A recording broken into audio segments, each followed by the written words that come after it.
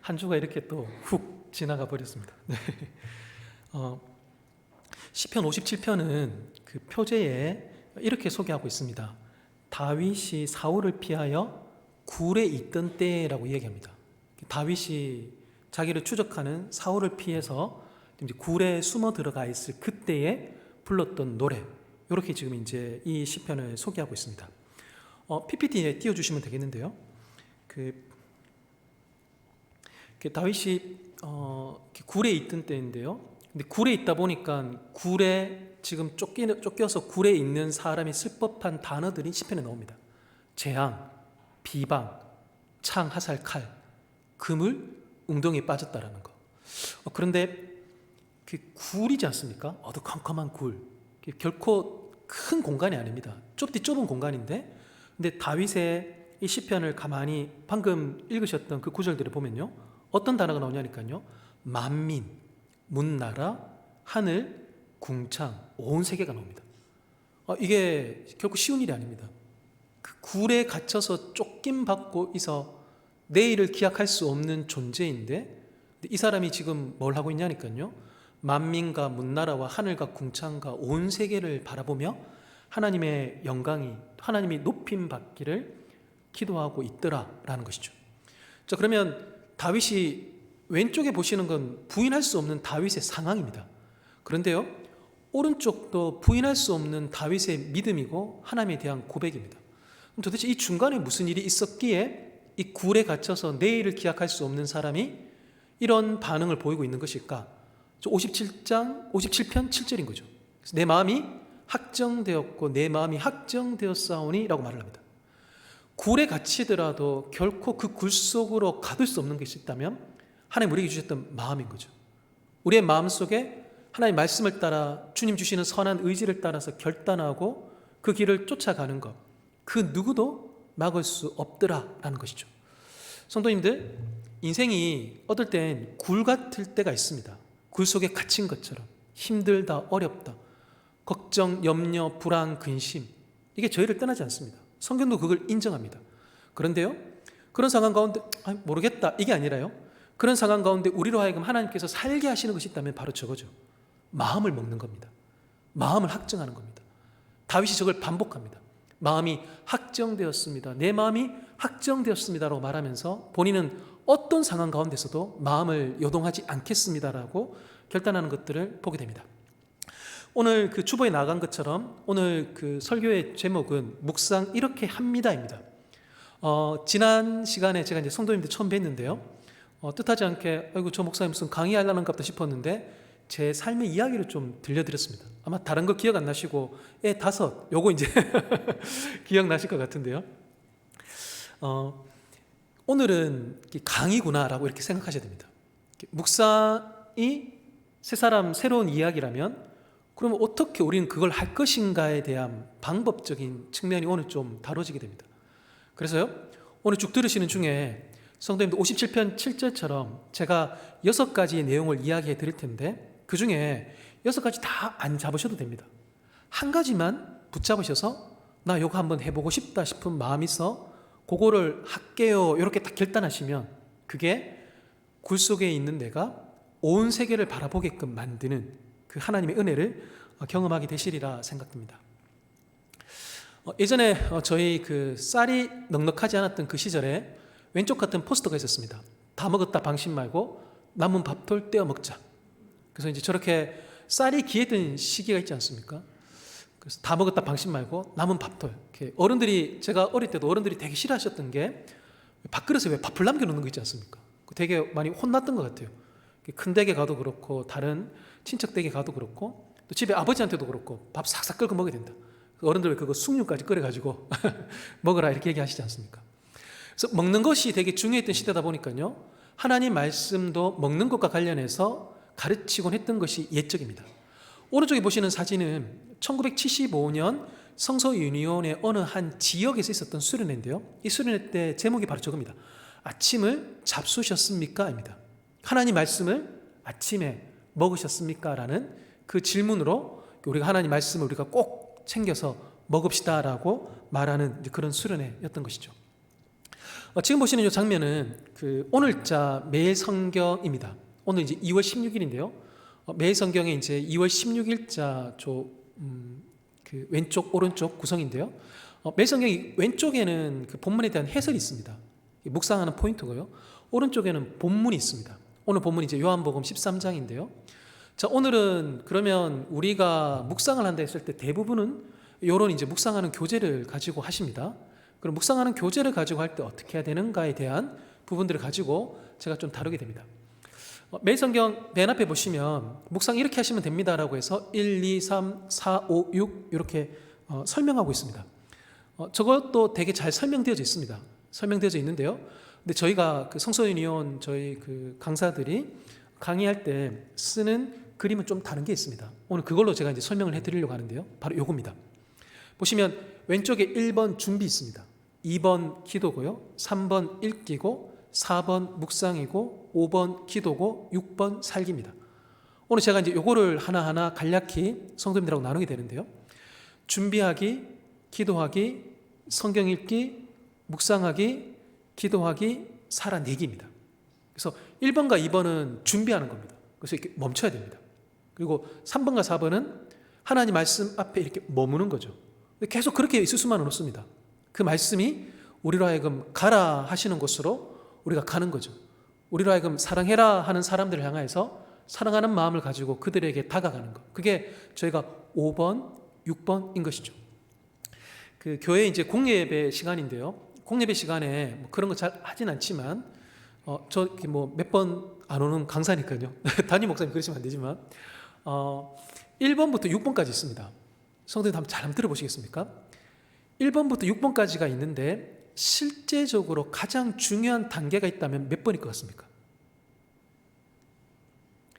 1번부터 6번 중에 실제적으로 가장 중요한 단계가 있다면 몇 번이다? 네. 네, 아마 마스크 안으로 이렇게 말씀하셨는데 또 지금 이제 공예배라서 제가 수련회 때 그 젊은 학생들하고 또 청년들하고 하면 제가 반드시 묻거든요. 또 성도님들 한 10명 정도 같이 이렇게 이제 묵상 어떻게 합니다라는 거 가지고 강의할 때 그때도 제가 반드시 묻습니다. 맞추는 분에게 제가 이제 선물 드리곤 했습니다. 그래서 맞추시는 분 있으면 제가 선물 드리려고 했는데요. 이 중에 가장 중요한 단계가 있다면 어디냐면 바로 1번입니다. 1번. 준비하기입니다. 근데 제가 아까 이렇게 말씀드렸습니다. 실제적으로 가장 중요한 단계가 있다면 몇 번이겠습니까? 1번이 잘 안 되십니다. 1번. 준비한다. 뭘 준비하는 걸까요? 시간과 장소와 마음입니다. 다윗의 그 마음을 확증했던 것처럼 내가 하나님 말씀을 내가 듣겠다.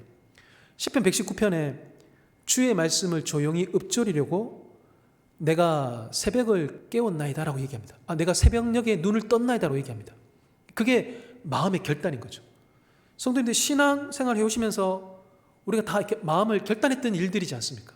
내가 주님을 믿겠다부터 시작해서 어떤 상황 속에서도 내가 우리 주 예수 그리스도를 부인하지 아니하고 예배드리며 하나님 사랑하고 이웃 사랑하는 대로 내 삶을 드리겠다라는 그 결단으로 오셨던 것처럼 말씀 묵상도 동일합니다.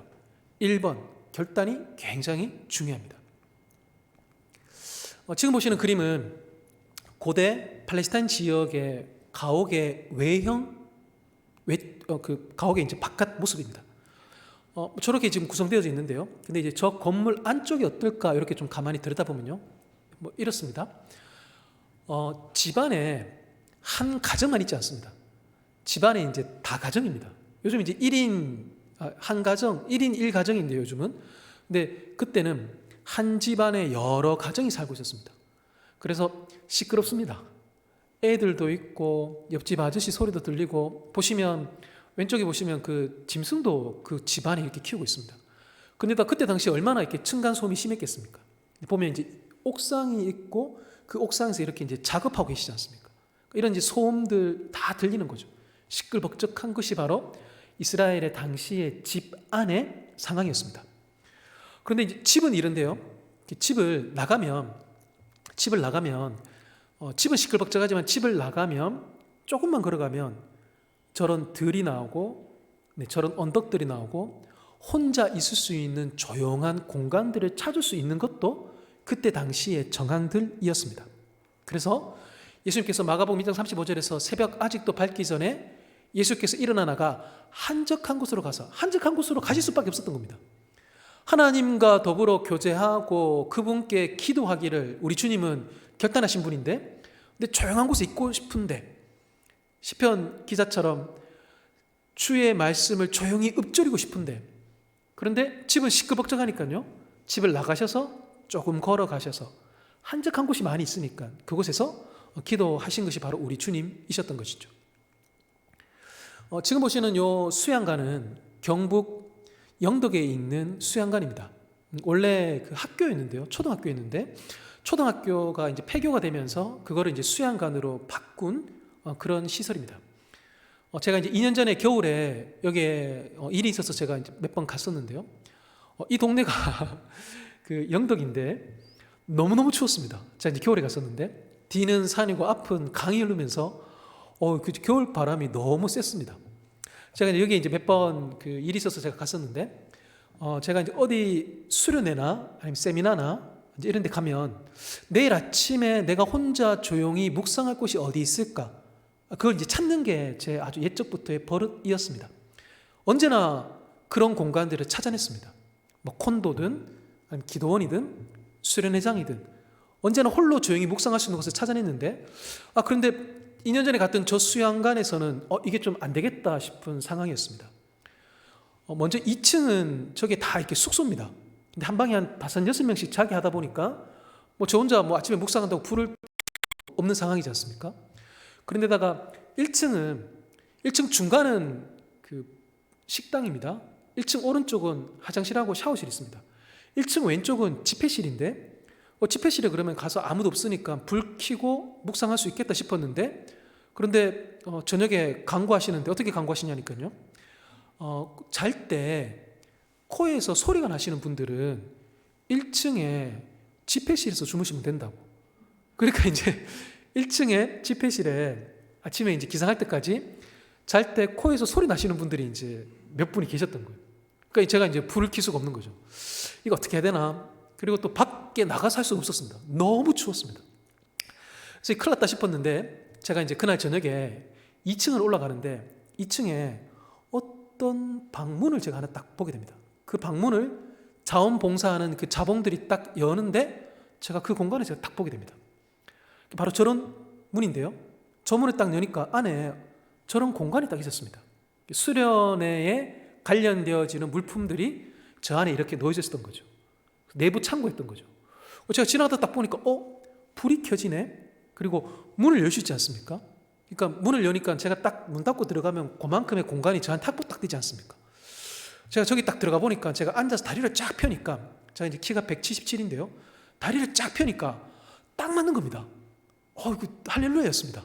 그런데다가 저기 들어갈 때는 몰랐는데 그 다음날 새벽에 제가 저 공간에 딱 들어가니까 여호와 이레가 하나 있었습니다. 뭐냐니까 이겁니다. 예전에 성도님들 댁에 가면 저런 그 예배상이 있으셨습니다. 플라스틱으로 된 거. 예수님 저 이제 목자 그림 있는 거. 저거 대부분 가시면 댁마다 제가 하나씩 있었거든요. 저기 하나 딱 있는 겁니다. 저 공간만 해도 너무 감사하다 싶은데 저런 작은 책상까지 딱 그 작은 상까지 딱 있으니까 제가 앉아서 저 상 탁 얹어놓고 성경책하고 매일 성경하고 펼치고 말씀 묵상하고 기도하면서 제가 보냈던 그 공간입니다. 학생들이 방학이 되면 저런 방학 계획표를 그리곤 합니다. 제가 저거를 보니까 지금 2021년에 어떤 여학생이 자기 방학 계획표라고 해가지고 인터넷에 올려놓은 그런 사진입니다. 저도 학창 시절에 저렇게 했던 기억이 나더라고요. 근데 지금도 보니까 선생님들이 하시더라고요. 저희 반이란다.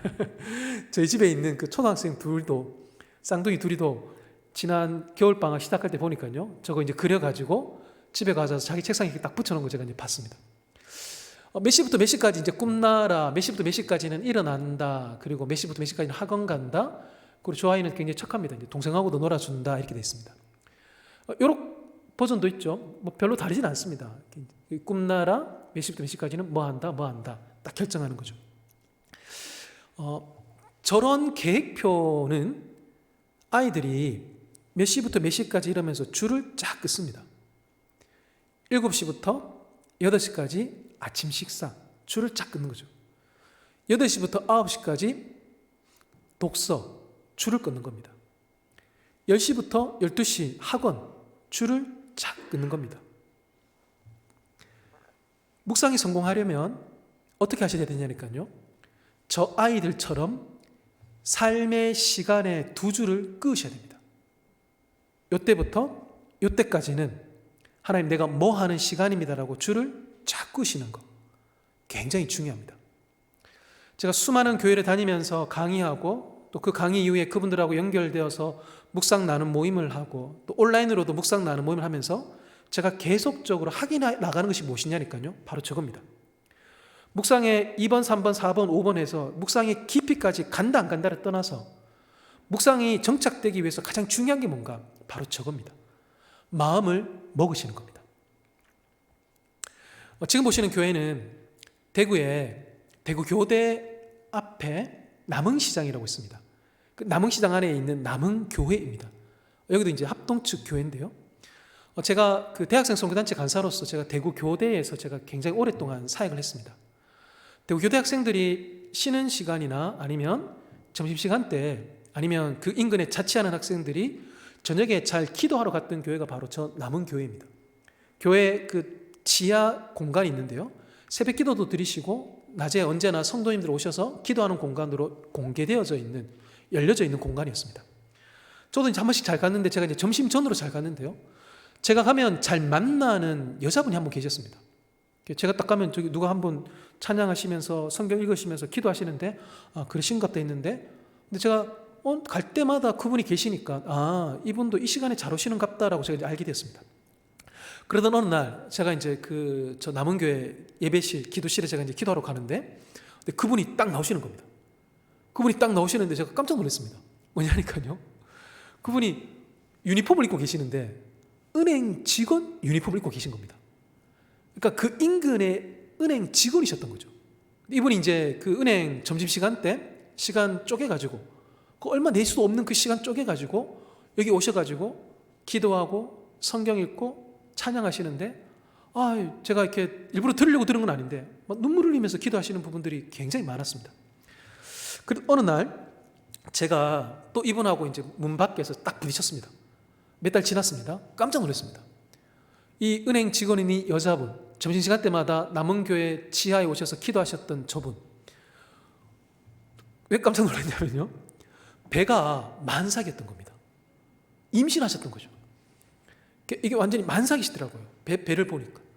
만삭인 그 무거운 몸을 이끌고 은행 업무를 보는 것만 해도 힘든 일인데 그 점심때 잠깐 쉬거나 눈 붙여야 될 상황 같은데 근데 이분은 왼쪽에 보시는 저 아이들처럼 인생의 두 줄을 쫙 끊은 거죠. 제가 그분 이른 아침 퇴근하신 이후에 삶의 정황과 가정의 상황을 제가 잘 모르겠습니다.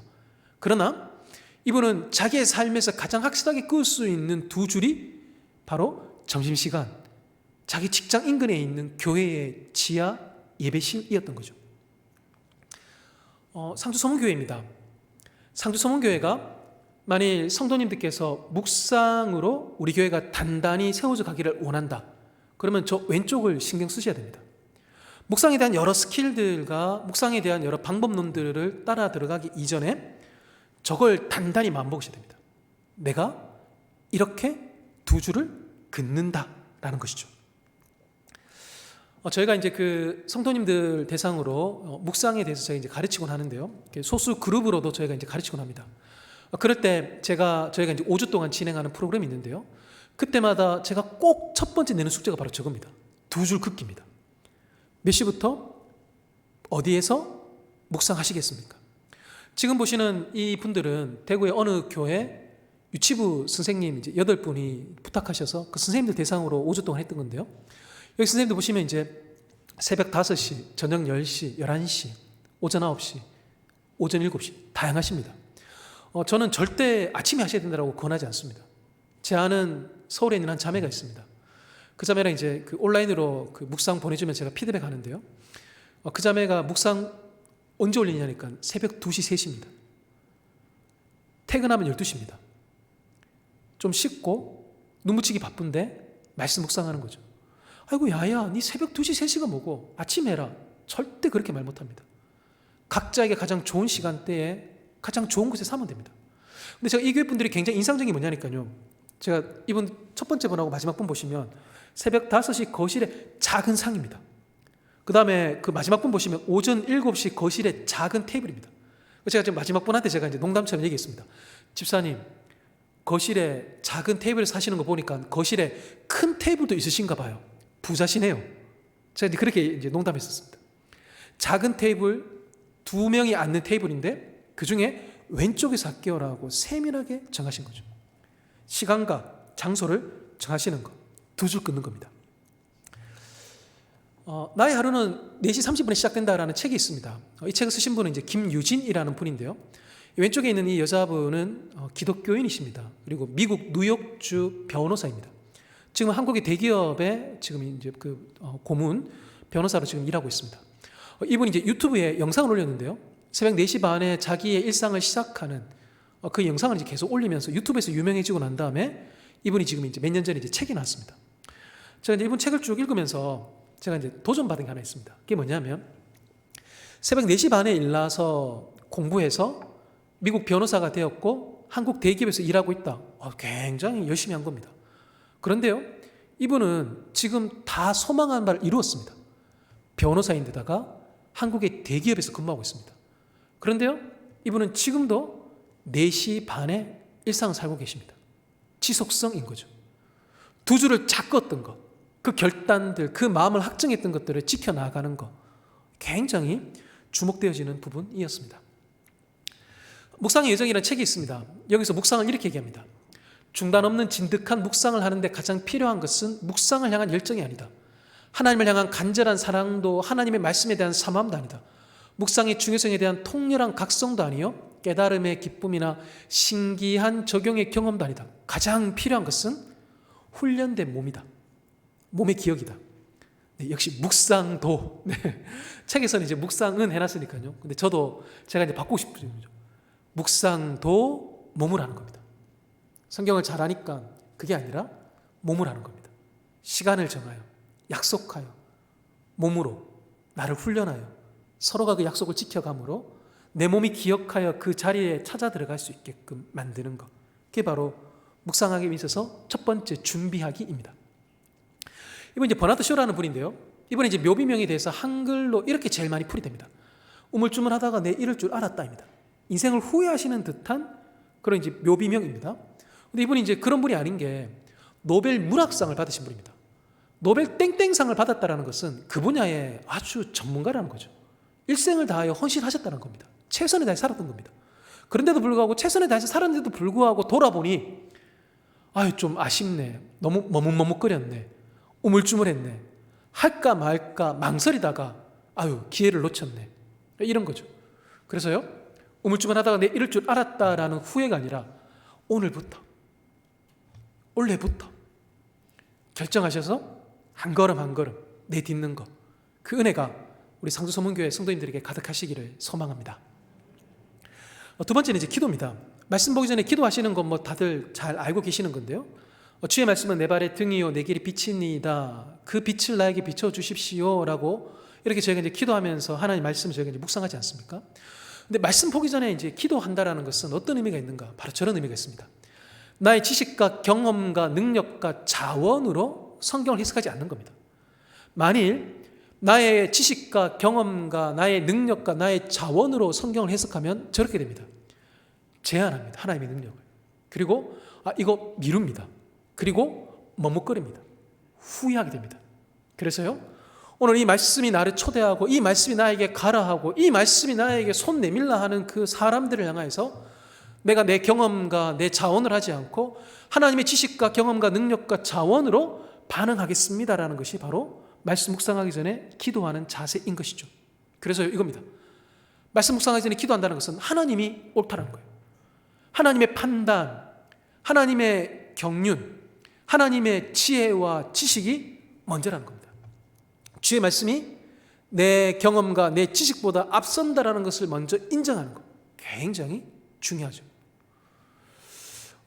이 매성경이 오른쪽 매성경인데요. 저희가 매성경 가지고 이렇게 이제 묵상할 때 보면 매일성경 그 왼쪽 상단에 공간이 좀 있습니다. 지금 화면에 보시는 것보다 더 많은 공간이 있는데요. 저기에 묵상하기 전에 기도문을 이렇게 적으실 수 있습니다. 묵상하기 전에 기도문을 적으시면서 내 발의 등이요 내 길에 비치신 말씀에 집중하게 하소서 등으로 우리가 묵상 기도문을 적을 수 있습니다. 자, 그런데요, 묵상하기 전에 하나님 도와주세요라는 저 기도를 우리가 다채롭게 할 수 있습니다. 하나님, 이번 2월 달은 내가 이런 기도로 하나님 말씀을 묵상할게요. 하나님, 올해 우리 가정에 이런저런 일들이 있는데 올해 제가 하나님 말씀 묵상할 때에 저는 이런 기도 제목으로 하겠습니다. 하나님, 원래 우리 교회 중고등부 이런저런 문제, 고민, 기도 제목이 있습니다. 그래서 제가 교사로 섬기면서 우리 아이들 대할 때 하나님 주일날 아침에 묵상할 때에는 아이들 만나기 전에 그 아이들 향하신 하나님의 마음이 무엇인지를 내가 알기 위해 이렇게 묵상하면서 기도하겠습니다. 그러니까 묵상 기도문은 늘 바꿀 수 있습니다. 정황에 따라서, 상황에 따라서. 또한 저걸 개인이 하지 않고 공동체가, 교회가, 가정이 같이 할 수 있는 거죠. 근데 이제 묵상하기 전에 보통 기도하시면 그렇게 심각하게 기도하지 아니하십니다. 또 그렇게 심각하게 기도할 건 아닌데요. 근데 되게 신기한 게 뭐냐면 지난주 토요일 날 제가 대구 이제 어느 교회 중고등부 학생들 수련회 하는데 제가 갔습니다. 거기도 이제 올해부터 묵상하겠다라고 이렇게 굉장히 이제 열정 가지신 교회라서 당일로 수련회를 하는데 이제 저보고 이제 오전 오후 다 강의하래요. 그래서 제가 이제 오전 오후 다 강의하고 집에 와서 제가 뻗었습니다. 애들 기빨려가지고 제가. 근데 애들하고 제가 이제 오전에 강의하고 난 다음에 오후에 이제 실습을 하는데 제가 깜짝 놀랐습니다. 뭐냐면 이 아이들이 얘들아 이제 묵상하기 전에 이제 기도문을 우리 한번 적어보자 했더니만 그 중에 이제 한 아이가 묵상하기 전에 하나님 말씀에 집중하게 해주세요 이렇게 딱 적었습니다. 얘는요 고등학생인데 왼쪽에 지금 무슨 본문이 있는지 오늘 본문이 뭔지를 모릅니다. 모르는데 그냥 시키는 대로 한 겁니다. 말씀에 집중하게 해주세요 딱 기도한 거예요. 기도문을 적은 거예요. 자, 그런데 이제 저랑 같이 학생들이 이제 단계 한 거죠. 하나님 어떤 분이신가, 우리에게 주시는 교훈은 무엇인가 단계 하면서 얘가 마지막에 그 준비하기, 기도하기, 성경 읽기, 묵상하기, 거론한 다음에 기도하기가 있습니다. 그 기도하기 때도 한 문장 기도문을 적게 하거든요. 실습할 때. 그때 한 문장 기도문을 이제 적게 하는데 그 한 문장 기도문은 하나님 어떤 분이시다, 그리고 나에게 주시는 교훈은 무엇이다를 근거하여 적으라 그러거든요.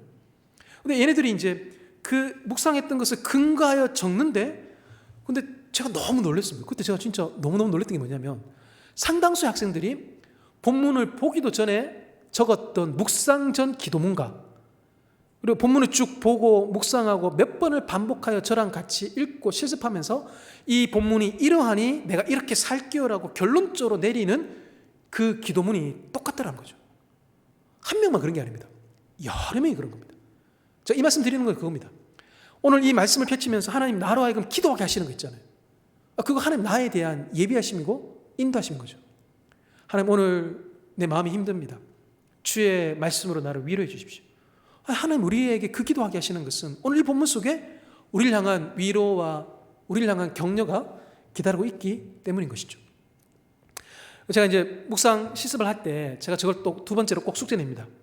기도문을 적으십시오. 묵상하기 전에 기도문. 그래서 이번 한 주 동안 쓸 기도문을 적어 보십시오. 그래서 이거 이제 어느 교회인데요. 어느 교회 이제 또 이것도 이제 어느 교회 선생님들 같이 부탁하셔서 제가 했는데요. 제가 이제 묵상 가르치는 거를 교회 단위별로 하다 보면 교회가 한 몸이구나라는 걸 참 늘 많이 느낍니다. 여기도 보면 이제 8명 선생님이신데요. 보시면 8명 중에 5명이 눈 돼 있습니다. 신기하죠. 자, 그런데 이제 또 다른 교회입니다. 또 다른 교회 이제 중고등부 선생님 4명인데요. 이 선생님들은 어떤 표현을 많이 쓰시냐니까요. 바로 이겁니다. 아버지입니다. 참 이게 놀랍습니다. 아마 여기 상주서문교회 성도님들 한 10명 제가 한번 이렇게 잠시 묵상전 기도문 한번 어떤 거 한번 해보시겠습니까? 딱 말씀드리면 상주서문교회도 아마 비슷한 단어와 비슷한 묵상의 방향이 나올 확률이 상당히 높을 겁니다. 여기까지가 이제 준비입니다. 말씀을 묵상하기 위해 두 줄을 끊고 그리고 이젠 내 마음이 주님의 자원과 주님의 능력을 의지합니다 하면서 이렇게 기도하면서 성경 본문을 펼치는 거죠. 세 번째가 이제 저 읽기입니다. 본문 읽기인데요. 읽고 묵상한답니다. 지금 보시는 학교는 유명한 학교입니다. 네. 서울대학교입니다. 서울대학교 정문입니다. 대구의 어느 한 교회 목사님이신데요. 서울대학교를 나오신 담임 목사님이십니다. 그런데 이분이 고등학교 때 대구에서 모의고사를 치면 늘 수학 1등 하셨습니다. 모의고사 수학 대구에서 늘 1등 하던 서울대 출신의 담임 목사님이 설교 중에 공부에 대해서 이야기한다. 그럼 성도님들이 귀를 쫑긋하고 듣지 않을 수가 없는 거죠. 제가 예전에 이제 이 교회를 제가 이제 출석했던 적이 있었는데요. 담임 목사님이 이제 비법을 던져주셨습니다. 비법을 던져주시는데 하시는 말은 뭐냐니까, 성도님들, 제가 이제 서울대를 나왔지만 제가 공부 잘하는 머리를 갖고 있는 게 아니라고. 제가 수학 대구에서 모의고사 1등한 거 그거 많이들 알고 계시는데 제가 수학 천재가 아니라고. 그래서 그분이 공부하신 거 들려주시는데 어떻게 공부하셨냐니까요. 예전에 저 수학 정석이 있었지 않습니까? 이분이 수학 정석에 있는 문제를 푸시는데 이 문제를 딱 푸는데 이 문제 푸는데 5분 걸렸던 거예요. 5분. 그럼 이분이 이제 그 옆에 이제 시계를 딱 놓고 목표를 정하는 거예요. 이 문제 푸는데 2분 정하는 거예요. 그 문제를 푸는 데까지 계속 그 한 문제를 무한 반복해서 푸시는 거예요. 그래서 풀으면서 5분 걸리던 거를 자기가 목표했던 바 2분으로 딱 단축하지 않습니까? 이분도 대단한 게 머리로 수학하는 게 아니라 몸으로 수학한다, 딱 그러십니다. 반복하여 훈련한 거죠. 지금 제가 6가지 단계 중에서 3번째 단계 읽기를 말씀드리는데 지금 왜 서울대 갔던 그 목사님이 반복해서 문제 풀었던 걸 말씀드리냐니까요. 성경을 읽을 때 중요한 게 뭔가? 성경에 대한 지식과 신학적인 배경이 아닙니다. 반복되어 읽는 겁니다. 지금 보시는 사진은 열왕기서에 나오는 아람의 군대 장관 나아만이 요단강에 와서 7번 몸을 씻는 장면입니다. 나아만이 아람의 군대 장관인데 이 나병이 걸렸다라고 나와서 그가 엘리야에게 도움을 받으려고 오는데, 근데 엘리야가 만나주지도 않고 요단강물에 가서 7번 몸을 씻었다 그럽니다. 그래서 이제 나아만이 기분이 나빴지만 부하들이 권하는 것을 들어 가서 단순하게 7번 반복하여 몸을 씻습니다. 근데 그게 이제 낫더라라는 것이죠. 신앙에 있어서 저희가 뭔가 신비롭고 오묘하고 뭔가 기똥차고 이런 것보다 반복하여 단순하게 그 일들을 수행해낼 때 얻게 되어지는 깨달음과 은혜가 굉장히 많이 있습니다. 묵상할 때 그 읽는다라는 거는요, 3번 읽기를 저희가 가르칩니다. 저는 이게 매일 성경 나오고 있는 성서윤회에서 제가 사역하고 있지만 한국에 나오고 있는 20권에 달하는 모든 묵상 교재들은 그 앞에 설명을 어떻게 다냐니까요, 본문을 2번 내지 3번 읽으십시오라고 권하고 있습니다. 저희도 이제 가르칠 때 본문을 3번 읽으십시오라고 얘기합니다. 근데 첫 번째는 어떻게 읽느냐니까요, 소리내어 있습니다. 소리내어. 이 하가라는 히브리어가 있습니다. 이게 이제 중얼거린다, 작은 소리로 읊조린다라고 우리말로 풀이 되는데요, 이게 바로 묵상입니다. 아이고 목사님, 내가 오늘 묵상을 깊이 있게 못했어요. 내가 오늘 본문 한 4번, 5번만 읽었지 내가 오늘 묵상을 깊이 있게 못했어요 라고 딱 말씀하시는 분들에게 제가 하는 말은 뭐냐니까요, 아이고 집사님 그런 말씀 하시지 말라고. 본문을 반복되어 읽는 것, 그게 바로 묵상입니다. 항상 모든 말씀에서 우리가 많은 것들을 적용해낼 수 없습니다. 그 말씀을 읽고 그 말씀을 가까이 하고 그 말씀이 내 입과 내 영혼 가운데 있게끔 허락하여 그 말씀을 읽어 나아가는 것들, 지속성을 가지고, 그게 바로 하가고 묵상인 것이죠. 첫 번째 저렇게 이제 그 소리 내서 읽으면, 두 번째는 펜을 들고 이렇게 읽게 합니다. 펜을 들고 읽으면서, 저 아이가 지금 청소년 매일 성경인데요, 김해에 있는 아이인데 저 아이가 저한테 이제 보내준 그 자기가 큐티한 내용입니다. 저렇게 큐티한 그 본문에다가 줄을 끊는 거죠. 동그라미 치고. 그때 뭘 찾으시냐니까요, 그걸 찾으십니다. 하나님이 오늘 이 본문을 통해서 나에게 똑똑똑 하는 겁니다. 묵상은 성경 연구가 좀 다릅니다. 제가 많이 설교하기 위해서 이 강대상에 섰다면 그 본문의 가장 핵심적인 메시지를 제가 다뤄야 되지만, 개인적인 묵상은 좀 다릅니다. 이튿날이라는 이 흔하디 흔한 시간을 표현하는 이 단어의 어떤 분은 거기서 하나님 만날 수 있습니다. 묵상 굉장히 폭이 넓습니다. 그런데요, 읽으면서 뭘 찾아야 되는가? 하나님이 바로 나에게 똑똑똑 하는 부분들을 찾으시는 겁니다. 아이고 목사님 그러다가 이단된다고. 그렇지 않습니다. 그렇지 않습니다. 왜냐하면요, 공동체가 있기 때문입니다. 공동체가 있기 때문에 결코 엇나가지 않습니다. 그러고 난 다음에 이제 세 번째 읽을 때는 질문하면서 읽게끔 합니다. 질문하는데 무슨 질문을 하게 하는가? 하나님이 누구신가? 그리고 우리에게 주시는 교훈은 무엇인가를 질문하게 합니다. 자, 그런데요, 지금 세 번째 읽기 단계입니다. 읽기 단계인데, 읽기 단계에서 가장 중요한 내용이 뭔가? 반복하는 겁니다. 반복하는 거.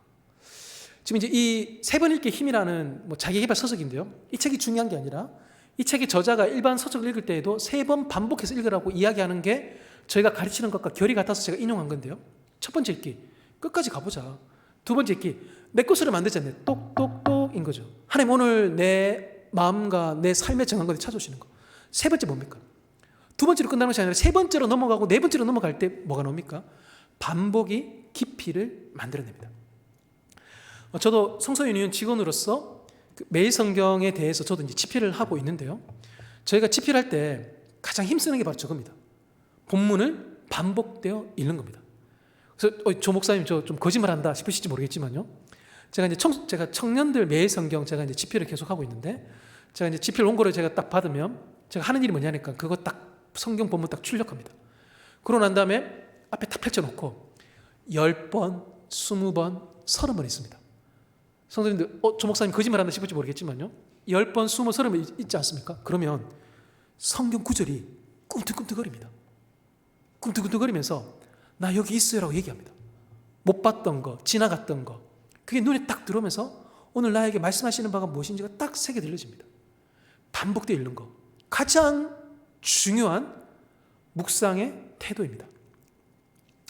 이 사람은요, 프로게이머입니다. 이상혁이라는 선수인데요, 이렇게 인터뷰를 했습니다.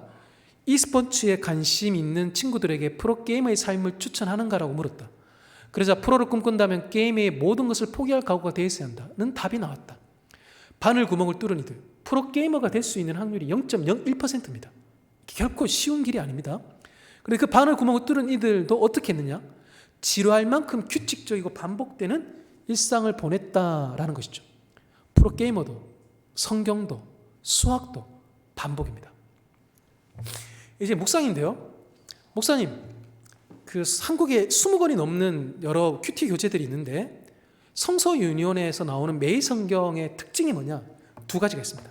첫 번째는 청년들하고 60세 이상 어른들을 위한 시니어 매일 성경, 그게 나오는 데가 성서유니온밖에 없습니다. 그리고 또 하나, 성서유니온의 매일 성경이 가지고 있는 가장 큰 특징은 질문함으로 말씀을 묵상하게 하는 것. 그게 바로 성서유니온의 매일 성경이 가지고 있는 가장 주된 특징입니다. 두 가지 질문이 어떤 질문인가 하니까요, 하나님, 예를 들어 오늘 본문 같으면 이제 예수님이니까요, 예수님, 성령님 어떤 분이신가, 또 나에게 주시는 교훈은 무엇인가를, 그 질문을 가지고 본문을 묵상하게 합니다. 그래서요, 오늘 본문에 보니까 하나님은 어떠한 분이십니다. 왜냐하면 근거가 있어야 되잖아요. 왜냐하면 몇 절에서 이런 분으로 소개하고 있습니다. 하나님 이런 분이니까 그러면 나는 어떻게 반응해야 되겠구나라고, 하나님이 이러하시니 나도 이렇게 해야지라고 반응하는 것, 그게 바로 우리의 묵상법인 것이죠. 질문입니다. 그래서 매성에 보시면 이렇게 구성되어 있습니다. 왼쪽에는 해설인데요, 해설에 보시면 하나님이 누구십니까에 대한 해설이 좀 있고요, 그 밑에 이제 우리에게 주시는 교훈은 무엇입니까에 대한 해설이 좀 있습니다. 그러면서 오른쪽에 성경 본문이 있는데 그 본문 옆에도 보면 하나님은 누구이십니까? 우리에게 주시는 교훈은 무엇입니까에 대한 질문을 통하여 반응하게끔 되어져 있습니다. 물음표입니다. 질문인데요, 성도님들, 성경에 대해서도 그렇고 인생에 대해서도 그렇고 관계에 대해서도 그렇고 질문은 참 묘합니다. 왜냐하면요, 질문은 답을 가져옵니다. 목사님, 매일 성경에서 그렇게 두 질문으로 묵상하는 성경적 근거가 있습니까? 있습니다. 사도행전 그러시면 사도행전에서 제일 유명한 사건이 뭘까요? 라고 여쭤보면 아마 사도행전 초반에 나오는 오순절 성령 강림 이야기 하실 겁니다. 굉장히 중요한 사건 맞습니다. 그런데요, 사도행전에 28장까지 있는 사도행전에 무려 3번이나 반복되는 사건이 있습니다. 그게 뭐냐니까 사도 바울이 다메섹에 가다가 예수님 만난 장면입니다. 첫 번째는 그 일이 일어났던 실제 사건이고요, 나머지 2번은 뭐냐, 사도 바울이 다른 곳에서 자기가 어떻게 예수를 만났는지에 대해서 간증할 때 그때 이 이야기를 합니다. 사도 바울이 예수님 만나는 그 장면에 대한 내용이 무려 28장 안에 3번이나 반복되어 나옵니다. 근데 그 장면이 이렇죠. 바울이 다메섹 가다가 예수님 만납니다. 주님 누구십니까? 딱 묻죠. 그러자 물었는데요, 들려옵니다. 나는 네가 박해하는 나사렛 예수다라고 답이 들려옵니다. 물으면 답을 가져옵니다. 그러자 바울이 그걸 듣고 나니까 또 질문합니다. 주님, 내가 무엇을 하겠습니까? 무엇을 해야 되겠습니까? 딱 묻자 예수님께서 일어나 다메섹으로 들어가라 라고 지시하시죠. 묻고 듣고 묻고 듣고, 이게 매일 성경의 묵상법에 있어서 굉장히 중요합니다. 그래서 초등학생 묵상 교재부터 해서 시니어 묵상 교재까지 다 이 두 질문으로 묵상하도록 구성되어져 있습니다. 자, 그런데 이제 문제가 뭐냐니까요. 한국 사람들이 질문하기를 되게 어려워한다는 거죠. 질문을 잘 안 한다는 겁니다. 질문해보세요 그러면 질문 안 하십니다. 근데 왜 그럴까? 영적인 이유가 있습니다. 지금 보시는 저 성경 구절은 사도행전 28장에 나오는 걸 제가 옮겨놨는데요. 근데 저 성경 구절이 원래 이사야서에 나옵니다.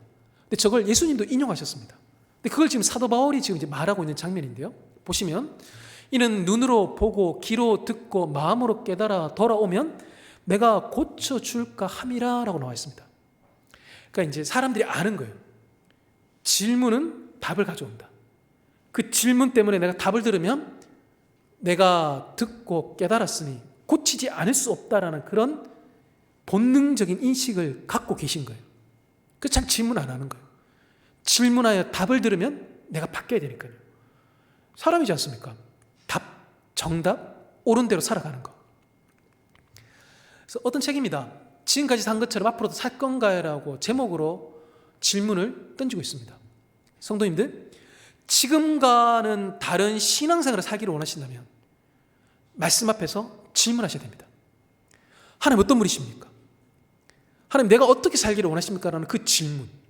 하나님 오늘 2022년에 내가 이 말씀 앞에서 내가 어떻게 살기를 원하십니까? 그 질문을 던지는 것. 그 질문을 던지도록 권하며 그 질문에 들은 답대로 같이 살아가도록 손잡고 한 걸음 한 걸음 같이 걸어가는 것. 그게 바로 교회인 것이죠. 지금 왼쪽에 보시는 기호는 인터러뱅이라는 겁니다. 질문과 느낌표가 같이 합해진 겁니다. 똑같은 개념입니다. 질문은 아하, 이 느낌표를 가져옵니다. 그래서 말씀을 향해서 질문 던지셔야 됩니다. 마음껏 던지셔야 됩니다. 저는 제가 20대 중반에 군에 갈 때 하나님께 던졌던 질문이 하나 있습니다. 제 때는 제가 군생활 2년 2개월 했는데요. 하나님, 제가 이제 군대 가는데 이제 2년 2개월 동안 다른 기도 제목 제가 없습니다. 한 가지 제가 기도드리겠습니다. 하나님 저의 삶에 신실하신 분이 맞습니까? 제가 신앙생활 한 지 한 5, 6년 지나고 대학원 다니다가 제가 뒤늦게 좀 군대를 갔는데요. 제가 그때까지만 해도 하나님 나를 사랑하신다, 은혜 베푸신다, 그래, 할렐루야, 아멘. 근데 찬양하거나 성경을 읽거나 누군가와 같이 이런저런 신앙에 대한 대화를 나눌 때, 설교를 들을 때 하나님 우리의 삶에 신실하십니다, 딱 그럴 때마다 제 마음속에 걸림이 됐습니다. 진짜 신실하신 분 맞나? 변함없음으로 나를 대하신 분 맞나에 대한 그 질문, 그 그림자가 저 가운데 있었습니다. 아마 제가 살아왔던 삶의 배경들 때문에 그렇겠죠. 제가 이걸 반드시 풀어야겠다 싶어가지고 좋은 기회네, 군대 가니까요, 단순해야 되니까. 그래서 제가 군에 가 있는 2년 2개월 동안 제가 딱 하나의 기도 제목, 하나님 신실하십니까? 그게 제 유일한 기도 제목이었습니다. 2년 2개월 지나고 나서 제가 제대하기 전날 밤 연병장을 돌면서 제가 1시간 내도록 찬양했습니다. 하나님 신실하시다고. 제대하고 난 다음에 제가 20년이 지났는데 제가 이후에 단 한 번도 하나님 저에게 신실하지 않다라고 제가 의심한 적은 없습니다. 질문이 이젠 답을 저에게 주었기 때문인 것이죠.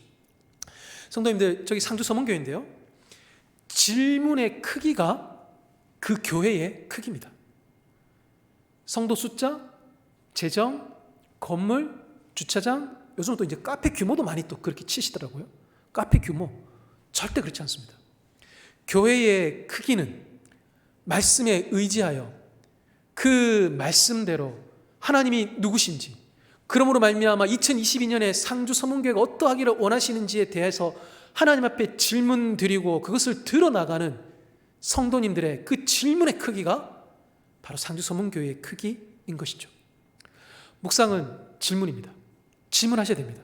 마음껏 질문하십시오. 모든 의심되어지는 것들을 다 질문하십시오. 반드시 하나님께서 우리에게 답을 주실 것입니다. 이렇게 묵상하고 난 다음에 이제 저희가 말씀 보고 난 다음에 기도하지 않습니까? 이제 기도하고 이제 살아내는 겁니다. 말씀 묵상하고 난 다음에 기도한다 이런 거죠. 그때 그곳 하나님, 저희가 성경에서 만난 하나님 그때 그곳 하나님입니다. 짧게는 2000년이죠. 길게는 이제 3000년이 넘습니다. 또 저희와 많이 문화도 다릅니다. 팔레스타인 지역에 다른 문화권 속에서 그때 그곳에 하나님이 지금 여기에 하나님이심을 고백하는 것, 그게 이제 기도이지 않습니까? 그래서 묵상을 한 다음에 기도한다는 건 저런 거죠. 주기도문인데요. 주기도문에 보시면 뜻이 하늘에서 이루어진 것 같이 땅에서도 이루어지이다. 제가 저희 자녀들 보면서 많이 기도하는 겁니다. 하나님, 이 말씀이 이 아이 통하여서 이 땅에서 이루어지게 해주세요. 저희 집 애들 이름을 제가 다 지었는데요. 희찬, 의진, 민준, 민규, 민성입니다. 하나같이 제가 다 의미를 뒀습니다. 의미를 두고 제가 첫 아이 이사야서부터 시작해서 마지막 아이 복음서 그 내용까지 해서 제가 이제 가급적 성경 구절 속에 아내랑 같이 이야기하면서 이 구절대로 이 아이가 살기를 원한다. 그 마음으로 제가 이제 아이들 위해서 기도할 때는 제가 잘 기도하는 겁니다. 하나님 뜻이 이 말씀이 2022년에 이루어져 가는 데에 우리 아이를 통하여서 이 일이 이루어져 가게 해달라고. 또 제가 아이들 위해서 잘 기도하는 게 있습니다. 뭐냐면 하나님 동력자를 만나게 해주십시오. 그리고 이 아이가 다른 사람에게도 동력자가 되게 해주십시오. 이게 참 중요하더라고요. 혼자 살 수가 없더라고요.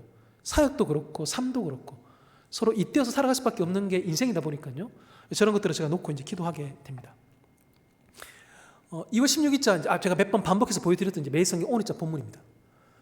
이렇게 이제 말씀 묵상하시고 난 다음에 저기 옆에 저렇게 이제 말씀 묵상하시고 난 다음에 한 문장으로 기도문을 적으셔도 됩니다. 저는 반드시는 아니지만 초등학생부터 시니어 매일성경까지 한 줄 묵상 기도문 쓰기 이런 것들이 이제 여기 매일성경에 담겨져 있습니다. 그러다 보니까요, 하나님 저의 삶을 점검하며 말씀의 빛 가운데 행하겠습니다라고 이렇게 적으시는 거죠. 저희 성서인은 대구 지부에 사는 사역 중에 한 가지가 저렇게 말씀을 묵상하고 난 다음에 5에서 10문장 정도의 묵상 기도문을 작성하여 그것을 서로 알 수 없는 익명의 카톡 오픈 채팅방에 올리면 제가 3번 내지 4번 기도문 올려줄 때마다 제가 묵상의 방향과 결에 대해서 제가 피드백해드리는 프로그램이 있습니다. 그때마다 제가 느끼는 건 뭐냐면 묵상을 배울 수 있는 방법들이 다양하더라라는 것입니다. 저렇게 묵상 전 기도문이든 두 질문이든 반복되어 읽는 것이든 아니면 저렇게 묵상하고 난 다음에 한 문장으로 기도문을 정리하든 아니면요 문장이 너무 길다 그러면 한 단어로 요약하셔도 됩니다. 청소년 매일 성경에는 맨 뒤에 보면 2달 동안 매일의 묵상 본문의 키워드 핵심 단어를 적는 그 난이 있습니다. 그것만 잘 적어서 그것만 가지고 나눔해도 굉장히 중요한 영적 일기가 되죠. 핵심 단어, 한 줄 묵상 기도문, 아니면 한 문장으로 내가 이 본문을 정리하는 그 작업들, 그게 묵상을 나로 하여금 주체적으로 행하게끔 만드는 일인 것이죠. 이렇게 이제 기도하고 난 다음에 이제 살아내야 됩니다. 지금 보시는 목사님은 되게 유명하신 분이십니다. 서울의 우리들 교회 이제 김양재라는 목사입니다. 이 교회가 이제 별명이 이제 큐티 교회지 않습니까? 큐티 교회인데요. 날마다 큐티하는 여자라는 저 책을 이제 저분이 제일 먼저 내신 책인데 제가 저 책 읽다가 제가 깜짝 놀랐습니다. 이분이 이제 24살에 이른 나이에 결혼하셨는데 남편이 이제 의사였습니다. 결혼한 지 한 5, 6년쯤 지났을 때에 아이 이제 둘이 있을 텐데요. 토요일 날 남편이 이제 그 병원에서 연락이 오는데 남편이 이제 몸이 아픈 거예요. 병원 직원들이 연락 온 거예요. 원장님 지금 몸이 안 좋다고, 혈압이 자꾸 떨어진다고. 그래서 부랴부랴 가보니까 남편이 지금 이제 사람이 어제까지 멀쩡했던 사람인데 오늘 아침에 병원 가서 진료했는데 근데 그 오후 시간에 지금 이제 완전히 사람 얼굴이 지금 이제 엉망인 거예요. 그래서 인근 병원 가보니까 간에 동맥이 파열된 거예요. 간암 말기였던 겁니다. 어제까지 멀쩡하게 살아있었는데 오늘 간암 말기로 이게 간 동맥이 파열이 된 거예요. 그래서 이 의사 선생님이시다 보니까 직감하신 거죠. 내가 이제 곧 죽는구나 직감하신 거예요. 그래서 토요일 날 이 일이 났는데요. 주일 날 결국 이 남편분이 돌아가십니다. 돌아가시기 전에 예수님 영접하고 그리고 이 아내분의 신앙에 대해서 굉장히 많이 좀 핍박하셨더라고요. 그래서 이제 용서할 거 용서하시고 용서 받으시고 그러면서 이제 하나님께로 가셨습니다. 젊은 그 30대인 그 여자분에게 있어서 사랑하는 남편이 어느 날 갑작스럽게 죽었다. 굉장히 큰 사건입니다. 정신을 못 차릴 사건입니다. 근데 제가 이 책 읽다 되게 놀란 건 뭐냐니까요. 이분이 남편이 이제 곧 이제 임종할 것 같으니까 병원에서 임종하기보다는 집에서 임종하는 게 낫겠다 해가지고 주일날 이제 이 남편을 이제 집으로 이렇게 모셔온 거예요. 집에 이제 방에서 이렇게 이분이 이제 임종하신 거예요. 지금 같은 방 안에 계신 거예요. 내가 여기 앉아 있고 남편의 시신이 저기 이렇게 있는 겁니다. 근데 그때 이분이 번뜩 생각이 난 거예요. 정말 황망한 상황인데 번뜩 생각났는데 무슨 생각이 났냐니까 오늘 내가 큐티를 안 했구나. 어제 토요일날 그렇게 병원에 부랴부랴 가가지고 남편 옆에 있으면서 병원에서 그렇게 돕다가 여기 지금 다시 집에 오고 그 경황 없었던 그 순간에 큐티할 시간이 있었겠습니까? 남편이 지금 이제 죽고 나서 시신이 저기 있는데 아니 이 상황이 도대체 무슨 상황이지 싶어가지고 이분이 그때 매일 성경 이분이 이제 가지고 묵상하셨거든요. 매일 성경을 펼치셨다라는 게 나옵니다. 매일 성경을 펼치시는데 매일 성경 본문이 어디냐니까요. 에스겔서 18장입니다. 구약에서 만만치 않게 어려운 본문 중에 하나가 에스겔서입니다. 근데 딱 펼쳤는데 에스겔서 18장인데 그 18장 본문 보는 중에 하나님이 공평하지 않는 분이 아니다라는 성경 구절을 이분이 보게 됩니다. 그러면서 젊은 여자가 남편의 죽음이라는 그 상황 앞에서 하나님의 말씀으로 말미암아 이 사건과 이 상황을 해석해냅니다. 그래서 저번에 쓴 책에 보면 저 책 제목에 보면 부제처럼 달린 게요. 말씀으로 내 삶을 해석하는 내 인생에 해석되는 말씀 묵상의 힘 이렇게 되어 있습니다. 맞습니다. 말씀은요. 하나님 우리에게 질문 드리고 우리가 묻고 우리가 그분 앞에 길을 쫑긋 열고 기다릴 때 말씀해 주십니다. 이게 무슨 상황인지 그 이면에 무슨 뜻이 있는지 그걸 눈에 보이는 대로만 해석하는 것이 아니라 그 속에 담겨져 있는 하나님의 구속의 경륜은 무엇인지를 보게끔 만들어주는 것. 그게 바로 말씀 묵상의 힘인 것이죠. 성도님들 어떠하십니까? 저분이 김양재 목사님이 그 사건 있기 몇 년 전부터 말씀 묵상을 쭉 시작하셨습니다. 그러면서 그분이 그 책에 이렇게 얘기합니다. 오늘을 위해서 하나님이 나로 하여금 말씀 묵상하게 하셨구나라고 책에 적고 있습니다. 어떠하십니까? 지금 2월 중순인데요. 왼쪽 같은 지금 삶을 지금 2022년 부푼 마음으로 송구영신 이후에 달려왔는데 여전히 왼쪽 같으십니까? 아니면 오른쪽 같으십니까? 대로를 따라서 내가 걸어가는 길에 하나님 무엇인지를 말씀해 주심으로 말미암아 뚜벅뚜벅 그 길을 평안 가운데 걸어가고 계십니까? 왼쪽 같은 삶을 사시는 분들이 꽤 많습니다. 열심히 사는 것 같은데 아이고 여기가 아닌갑다. 열심히 사셨는데 아이고 목사님 내가 10년 동안 이렇게 열심히 살았는데 내 10년 동안 헛살았다고. 그렇게 얘기하는 청년, 그렇게 얘기하는 집사님들 종종 뵙습니다. 마음이 안타까운 거죠. 쫓아간 게 불나방이었던 거죠. 생명이 아니라 다른 거였던 것이죠. 굽은 길로 행하는 자는 잠언에서 말씀하기를 곧 넘어진다 말씀하십니다. 말씀 없이 눈에 보이는 대로 소견에 오른 대로 쫓아가면 갈팡질팡 갈짓자로 가면서 넘어지게 되어 있습니다. 그런데요, 바른 길 뭡니까? 주의 말씀에 빛이 비치는 곳입니다. 내가 질문 드렸더니 나에게 말씀해 주시는 대로 따라가는 겁니다. 아브라함처럼 본토 친척 아버지의 집을 떠나 내가 내게 보여줄 땅으로 가라 했을 때 내 경험과 내 안전함과 상관치 않고 그분이 나에게 보여주시는 곳으로 쫓아가는 것, 그 결단대로 살아가는 것, 그게 바로 말씀 묵상하는 자가 살아가는 힘이고 저력입니다. 오늘 저는 성도님들에게 6가지에 대해서 말씀을 드렸습니다. 첫 번째는 준비하기입니다. 두 번째는 기도하기입니다. 세 번째는 읽기입니다. 네 번째는 묵상하기고, 다섯 번째는 기도하기고, 여섯 번째는 살아내기입니다. 제가 이 중에 2가지를 꼭 말씀드리고 마치려고 합니다. 첫째는 뭐냐? 2줄을 그으시는 겁니다. 네, 2줄을 그으시는 겁니다. 나 언제 어디서 묵상할게요. 말씀을 그을게요. 두 번째는 뭐냐니까요. 반복되어 읽으시는 겁니다. 반복되어 읽으시는 거. 그거를 능가할 묵상법은 없습니다. 그래서 저희가 매일 성경 딱 이렇게 있으면 앞에 자꾸 이렇게 이제 해설 보시는 경향이 있습니다. 이거 딱 접으라 그럽니다. 적고 이거 해설 보지 마시고 해설 참고 안 하셔도 됩니다. 요거 본문을 한 번 읽고 두 번 읽고 세 번 읽으시면서 하나님 우리에게 말씀하시는 것을 따라 그 말씀 묵상이 우리 삶의 힘이 되어 그 힘으로 살아가시는 상주 성문교회 성도님 되시기를 축복합니다. 기도하겠습니다.